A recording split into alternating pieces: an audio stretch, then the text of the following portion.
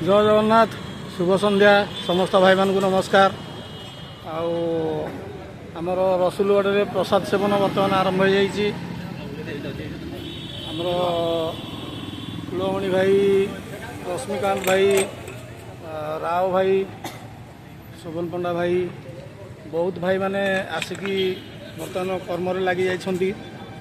प्रसाद seven लगी जाइछन्ति। आमर प्रसाद बंटन करुछन्ति। तेणु जो भाई मैंने अच्छा आमर पंडा बाबू बर्तमान चलते गोटे आसतु जो भाई मैंने पाखापाखि अच्छा आसतु जो मैंने आसपारे आसतु बर्तमान